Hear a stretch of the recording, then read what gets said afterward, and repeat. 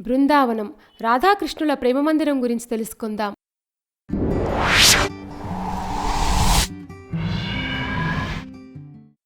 వృందావన్ లేదా బృందావనం ఉత్తరప్రదేశ్లోని మధుర జిల్లాలో ఒక పట్టణం.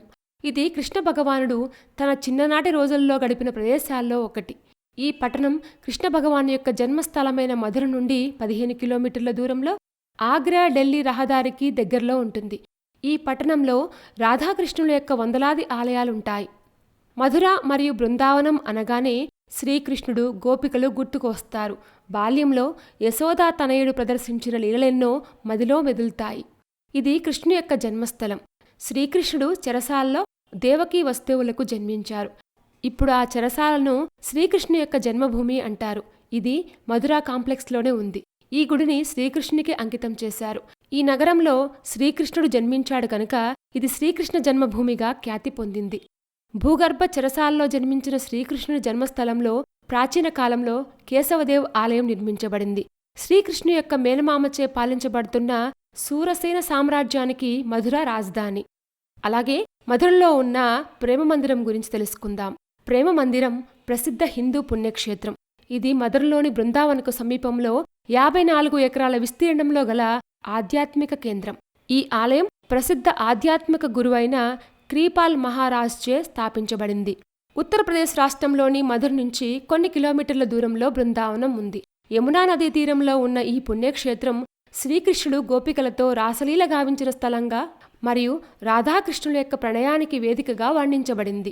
ఈ క్షేత్రంలోనే మీరాబాయి, సూరదాసు మొదలగు భక్తులు గీతాలు ఆలపించారు. ఈ బృందావనంలో నెమళ్లు ఎక్కువగా కనిపిస్తాయి. ఇక్కడి క్షేత్రంలో ఉన్న ఎన్నో దేవాలయాలు భక్తుల్ని ఆశ్చర్యానికి గురిచేస్తాయి. ఈ ఆలయంలో ప్రధాన దైవంగా రాధాకృష్ణులు, సీతారాములు కొలవబడుతున్నారు. ఈ దేవాలయం యొక్క ప్రధాన నిర్మాణం చలువరాతితో తయారై అందంగా కనిపిస్తుంది. ఈ కట్టడం సనాతన ధర్మం యొక్క నిజమైన ప్రతిబింబంగా కనిపిస్తుంది. ఈ దేవాలయం నలువైపులా శ్రీకృష్ణుడు మరియు అతని అన్నూయలతో కూడిన ముఖ్య ఘట్టాలు చిత్రీకరించబడ్డాయి. ఈ నిర్మాణానికి సుమారు 11 సంవత్సరాలు పట్టింది. దీనికి మొత్తమైన ఖర్చు దాదాపుగా 150 కోట్లు. దీని నిర్మాణానికి 3000 టన్నుల ఇటాలియన్ మార్బుల్స్ వాడారు. ఆలయ నిర్మాణం కోసం మార్బుల్స్ చెక్కడానికి ప్రత్యేకంగా కూకా రోబోటిక్ యంత్రాలను కూడా వాడారని తెలిపారు. ఈ ఆలయం యొక్క నిర్మాణం అంతా మార్బుల్స్తోనే నిర్మించబడటం విశేషం. ప్రేమ మందిరం నిర్మాణంలో 800 మంది కళాకారులు, నైపుణ్యం గల పనివారు మరియు నిపుణులు పాలు పంచుకున్నారు. వీరు దేశంలోని వివిధ ప్రాంతాల నుంచి వచ్చి రాత్రి పగలు నిరంతరం కృషి చేసి అసలైన సోమనాథ్ దేవాలయం శైలిలోనే పూర్తిగా మార్బుల్స్తో నిర్మాణం చేశారు.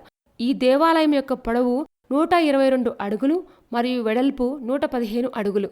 ఈ ఆలయం యొక్క నిర్మాణం దక్షిణ భారతదేశ ఆలయం యొక్క నిర్మాణాలను పోలి ఉంటుంది. ఈ ఆలయాన్ని ఉదయం 5:30 నుంచి రాత్రి 8:30 వరకు భక్తుల సందర్శనార్థం తెరిచి ఉంచుతారు.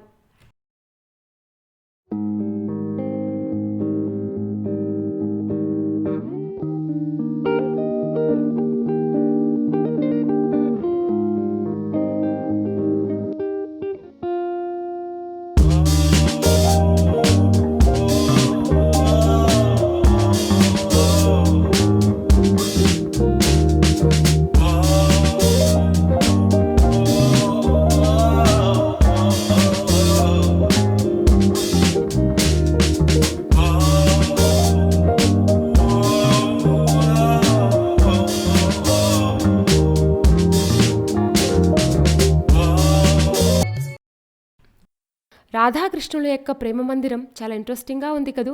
ఇలాంటి మరిన్ని విశేషాల కోసం మా ఛానల్ని సబ్స్క్రైబ్ చేసుకోండి.